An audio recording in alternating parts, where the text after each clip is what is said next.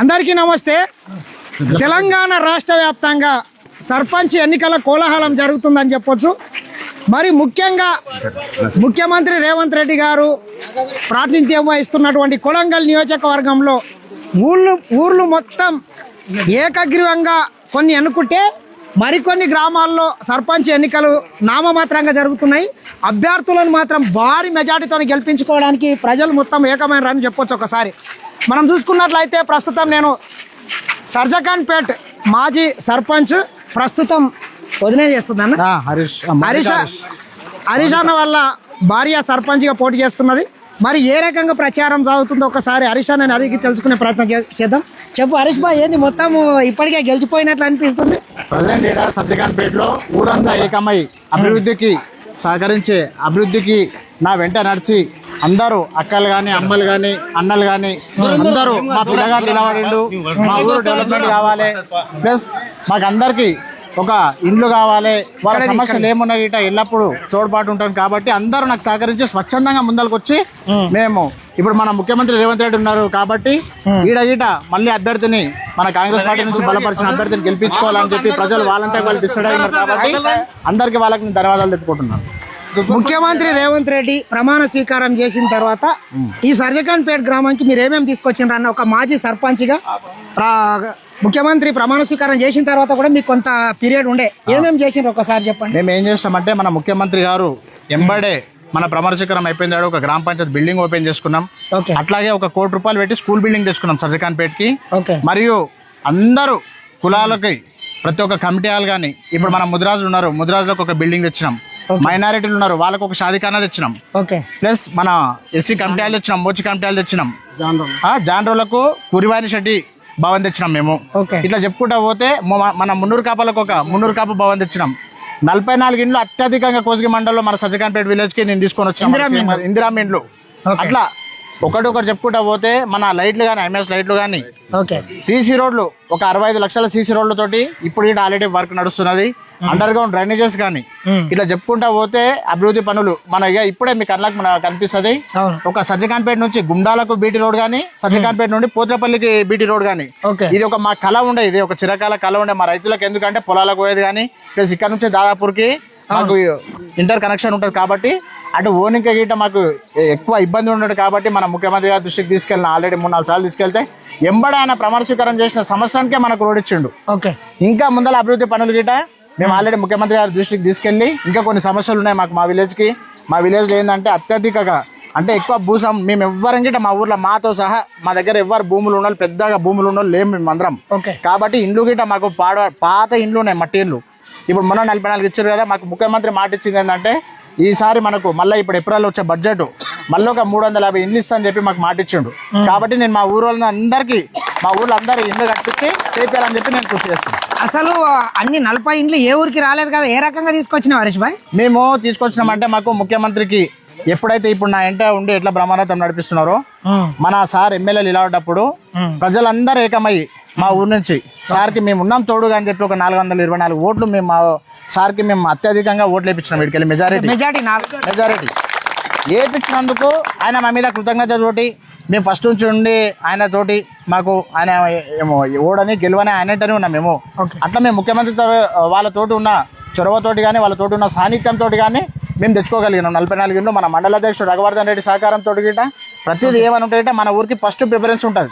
అది మా ఊరు తిరుపతి రెడ్డి సహకారంతో గిట ఏమున్నా గిట మేము ఫస్ట్ రఘువర్ధన్ రెడ్డిని కలిసినాక, తిరుపతి రెడ్డిని కలిసినాక మన ముఖ్యమంత్రి గారి దృష్టికి తీస్తాం. సజ్జకాన్పేట అనంతరం ఫస్ట్ ఫైల్ మూవ్ అవుతుంది అంతే. ఆపడం మాత్రం జరగదు. ఎందుకంటే ఇంతకుముందు మా పెద్దనాన్న గారు అప్పటి నుంచి రాజకీయం చేస్తున్నారు, వాళ్ళు ఎంటుండి మనకు మంచి అయినా చెడు అయినా గిట్ట ఎంటనే ఉన్నారు. మా పెద్దనాన్న కోరికలు గిట్ట ఏముండే, స్కూల్ బిల్డింగ్ ఉండే. ఇప్పుడు ఆయన కోరికలు నేను నెరవేరుస్తున్నా, ఇక ముందు గిట్ట నెరవేరుస్తా. ఇప్పుడు మీకు ఇన్ని ఇండ్లు ఇవ్వడానికి లాస్ట్ టైం ముఖ్యమంత్రి గారికి ఇక్కడ నుంచి ఇచ్చిన మెజారిటీ అనుకోవచ్చా? మెజారిటీ కానీ, ఆయనకి ఇక్కడ కొడంగల్ మీద ఉన్న అభిమానం, ఒక ప్రేమ కానీ, ఇక్కడ ఉన్న ప్రజలు ఎవరికిట ఇబ్బంది పడరాదని చెప్పి ఆయన ఒక ఉద్దేశం. ఇప్పుడు మీరు చూసుకున్నట్లయితే మనకు మొన్న కొడంగల్లో మైనారిటీలకు సబ్సిడీ లోన్లు కానీ, ఇప్పుడు మనకు యువ వికాస్ లోన్లు కానీ, ఇవన్నీ లిస్టు తయారు చేసి పెట్టినాం. మా దగ్గర అయితే యువకులు ఉన్నారు, చదువుకున్న వాళ్ళు. ఇప్పుడు ఏంది నెక్స్ట్ మీ దగ్గర అక్కింపేట పల్లెపల్లిలో కంపెనీలు పడుతున్నాయి. మా దగ్గర అయితే చదువుకున్న యువకులు ఉన్నారు, ఇంటికి ఒకరు ఉన్నారు.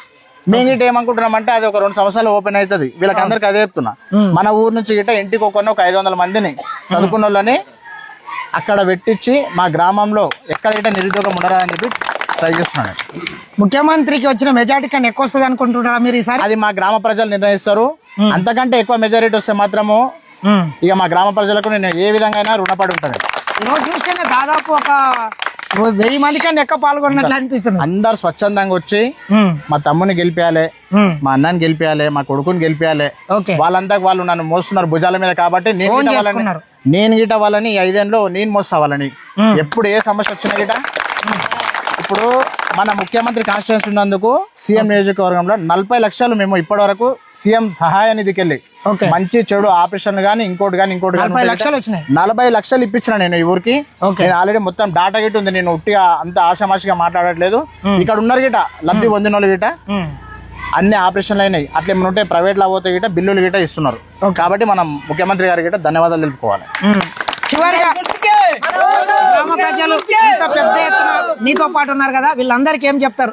హరీష్ సర్పంచ్ గా ఎన్నుకుంటే ఇంకా ఎటువంటి అభివృద్ధి కార్యక్రమాలు చేస్తారు మీరు? ఇంకా మేము ఇప్పుడు ఏంటిదంటే ఈసారి సర్పంచ్ జనరల్ లేడీస్ వచ్చింది కాబట్టి మేము మా భార్య మౌనిక హరీష్ గౌడ్ని ఇక్కడ పోటీలో పెట్టడం నిలిపించడం మేము ఆల్రెడీ. మేము ఇప్పుడు ఏంటిదంటే మా గ్రామ ప్రజలందరూ కలిసి మమ్మల్ని భారీ మెజారిటీతో గెలిపిస్తే మాకేందంటే ఊళ్ళో సమస్యన ఇండ్లు లేనోళ్ళు, ఇండ్లు పాతగా అయినోళ్ళు ఉన్నారు. నేను వాళ్ళకు ఈ గంట పదంగా చెప్తున్నా, ఇక్కడ గుడికాడు ఉండి చెప్తున్నా, 100% ఎవరెవరు ఇండ్లు లేనోళ్ళు వాళ్ళందరికి ఇండ్లు కట్టించే బాధ్యత, వాళ్ళకి ఇండ్లు ఇప్పించే బాధ్యత నేను తీసుకుంటున్నా. వాళ్ళందరికి ఇండ్లు ఇప్పిస్తా, అందరు ఇండ్లు కట్టుకొని మా ఊర్లో పేదరికం అనేది ఉండరాదు. దానికోసం నేను ఎనలేని కృషి చేస్తున్నా. అదొకటి. పిల్లలకి గిట్ట చదువుకున్న వాళ్ళకి అక్కడ జాబులు ఇప్పుడు చెప్పినా కదా మీకు, దానికి గిట్ట నేను తోడ్పాటు ఉంటా. ఊర్లో ఇంకా సీసీ రోడ్లు కానీ, అండర్ గ్రౌండ్ డ్రైనేజెస్ కానీ, ప్లస్ ఇంకా ఏవైనా మన కమిటీ హాల్స్ ఇప్పుడు కుమ్మరోళ్ళకి ఉంది మా ఊర్లో పెండింగ్, కుమ్మరి భవన్ ఒకటి, ఇంకోటి గౌడ భవన్ ఒకటి. ఇప్పుడుగా మన పెద్ద మనిషి తాత ఇప్పుడు మనకు సపోర్టు ఈడ ముద్రా సంగమం ఇట్లా పెద్ద మనిషి ఈడ మనకు సహకారం తోటి గిట్ట ఊళ్ళో అందరు డెవలప్మెంట్ చూసి ఇట్లాంటి వాళ్ళు అందరూ నాకు లేదు బిడ్డ నీవు ఉండాలి, నీవు ఉంటేనే ఊరు ఇది అవుతుంది అని చెప్పి వాళ్ళ గిట్ట నన్ను సహకరించడం జరుగుతుంది. నా పేరు రాములు. గెలిపిస్తున్నా హరీష్ బాగా గెలిపిస్తుంది. ఎంత మెజార్టీ ఇస్తుంది? మెజార్టీ అంటే చెప్పలేము, వస్తుంది మహారాజ్ బాగానే వస్తుంది మెజార్టీ. నీ ముదిరాజు నోట్లన్నీ 1 సైడ్ వేపిస్తున్నావు. ఎట్లా నడుస్తుంది పెద్ద మనిషి? ఇక మేము ఫస్ట్కి వెళ్ళి సుదీర్ఘంగా రాజకీయాలు ఉన్నారు. పెద్ద మనిషి 30 ఏళ్ళకి వెళ్ళి మా ఎంబడి ఉన్నారు ఈ గల్లీ ముదిరాజులు. మొన్న బై మిస్టేక్ పోయినసారి కొద్దిగా డిస్టర్బ్ అయిన వాళ్ళకి నాకు మళ్ళీ ఎప్పటిలాగా అందరు మా ఎంబడి ఉన్నారు. ఖచ్చితంగా వాళ్ళ మెజార్టీ వస్తుంది. ముదిరాజులే మెజార్టీ జనాలు ఇక్కడ. ఇక మేము కూడా ఏమంటామంటే ఇండ్లు లేని వాళ్ళకి అందరికీ ఇంకోటి ఏముందంటే ఇక్కడ భూమి లేని వాళ్ళు ఎక్కువ, 50% భూమి లేని వాళ్ళు ఉంటారు. ఉన్నోళ్ళు కూడా అర్ధ ఎకరా 2 ఎకరాలు 50 ఎకరాలు 20 ఎకరాలు ఉన్నోళ్ళు లేరు ఇక్కడ. అంతా కష్టపడి బతికేటోళ్ళు, కష్టజీవులే. నువ్వు ఈ ఎలక్షన్ కనబడదు, మధ్యాహ్నం వస్తే వాళ్ళు ఇళ్ళకడ ఊర్లకి అంతా చెల్లెళ్ళు ఉంటారు. మీరు గతంలో సర్పంచ్ గా చేసిండ్రు కదా, ఇన్ని నిధులు ఎప్పుడన్నా వచ్చిందన్నా? రాలేదు. ఇన్ని నిధులు రాలేదు. ఏమున్నా కూడా మేము చేసినాయి. ఇప్పుడు ఏ బిల్డింగ్ అయినా చూసుకోను, ఉర్దూ స్కూల్ మేమే చేసినాం. కొత్త స్కూల్ చేసి 2 బిల్డింగ్లు కట్టినాం. ఇప్పుడున్న బిల్డింగ్ కోటి పక్కల కూడా 6 రూములు కట్టినాం. అవి కూడా రేవంత్ రెడ్డి పీరియడ్లో కట్టినాం. అంటే ఏ అభివృద్ధి జరిగినా ఆయన ఎమ్మెల్యే ఉన్నా కూడా మాకు సహకరించండి. ఎంపీ ఉంటే కూడా ఏమన్నా బయట ఏమన్నా పని ఉన్నా కూడా మా వాళ్ళకి ఏమన్నా ఉంటే చెప్పండి. కాలేజీలో సీట్లు కానీ, అమౌంట్ సీట్లు కానీ, ప్రతి ఒక్కటి ఏది ఉన్నా సరే ఆయనకు ఒక్కటే ఫస్ట్కి వెళ్ళి మా ఎంబడి ఉన్నారు కదా, మనం స్పెషల్ గా చూస్తారని లెక్క పెట్టి. ఏ గుర్తు కేటాయించారు హరీష్ భాయ్? మాకు ఉంగరం గుర్తు కేటాయించారు. ఒక్కొక్కసారి చెప్పండి. సర్పంచ్ కి అందరికీ నమస్కారం. సజ్జకంపేట గ్రామ ప్రజలకు మీరు నా వెంట అభివృద్ధికి తోడ్పాటు అయ్యి నా వెంట నడుస్తున్నారు కాబట్టి ఇంకా ఎలక్షన్ల గిట్ట ఇంకా భారీ మెజార్టీతో గెలిపించి మనకు కేటాయించిన ఉంగరం గుర్తుకు అందరూ ఓటేసి భారీ మెజార్టీతో గెలిపేయాలని మనస్ఫూర్తిగా వార్ 1 సైడ్ అని మాత్రం చెప్పొచ్చు. గెలుపు ఎప్పుడో అయిపోయింది, కన్ఫర్మ్ అయింది. మెజార్టీ ఎంత అనే దాని మీదే ఈ గ్రామ ప్రజలు అంతా కోరుకుంటున్నారు. నేను కూడా చెప్తున్నా, ఒక కోడంగల్ బిడ్డగా ఎవరికి రాని అవకాశం మనకు వచ్చింది. మన ప్రాంతం నుంచి ముఖ్యమంత్రి ప్రాతినిధ్యం వహిస్తున్నాడు కాబట్టి మీరు కూడా పెద్ద ఎత్తున భారీ మెజార్టీతోనే హరీష్ అన్నని గెలిపిస్తే, గత అసెంబ్లీ ఎన్నికలు అన్నని చెప్తున్నాడు 400కు పై స్టిల్కు మెజార్టీ ఇచ్చిండ్రట. ఇప్పుడు ఆ మెజార్టీ దాటి మీరు గెలిపించుకున్నట్లయితే ఇంకా ఈ ఊర్లో అనేక సంక్షేమ పథకాలు తీసుకురావడానికి హరీష్ అన్న వాళ్ళ కుటుంబ సభ్యులు గ్రామ పెద్దలందరి సహకారంతో కూడా ముందుకెళ్ళడానికి అవకాశం ఉంటుంది. హరీష్ అన్న చెప్పిన విధంగానే ఈ పక్కనే కోలేపల్లి అక్కింపేట లగస్టెల్రాలో ఇండస్ట్రియల్ కారిడార్ వస్తున్నది. కొన్ని వేల మందికి అక్కడ ఉద్యోగాలు వచ్చే అవకాశం కూడా ఉన్నది. కాబట్టి మీరందరూ కూడా అతలోడు ఏదో కల్లో సారను ఒప్పిస్తే వాటి అన్నిటికీ నమ్మకండి. మీరు ఎన్ని చెప్పినా ప్రభుత్వం ఉంది కాబట్టి ఖచ్చితంగా ప్రభుత్వానికి రేవంత్ రెడ్డి గారు తిరుపతి అన్న గారు బలపరిచినటువంటి అభ్యర్థుల్ని సర్పంచులుగా ఎన్నుకుంటేనే ఈ అభివృద్ధి జోడేట్లుగా ముందుకెళ్తుంది. దయచేసి మీరు ఇంకొకసారి భారీ మెజార్టీతో గెలిపించి రేవంత్ అన్నకు గిఫ్ట్ ఇవ్వాలి. కోడంగల్ నియోజకవర్గంలోని అత్యధిక మెజార్టీతోని సర్జకాన్పేట సర్పంచ్ గెలుస్తుందని నాకు అనిపిస్తుంది. ఎందుకంటే కొన్ని వందల మంది మహిళలు కావచ్చు, యువకులు కావచ్చు, మా పెద్దనాయనలు పెద్దనాన్నలు అందరూ ఇంత పెద్ద ఎత్తున వచ్చినందుకు మరొకసారి ప్రత్యేక ధన్యవాదాలు. ఎనీవే అడ్వాన్స్గా మీకు కంగ్రాట్స్, మీరు గెలవబోతున్నారని మరొకసారి తెలియజేస్తాను.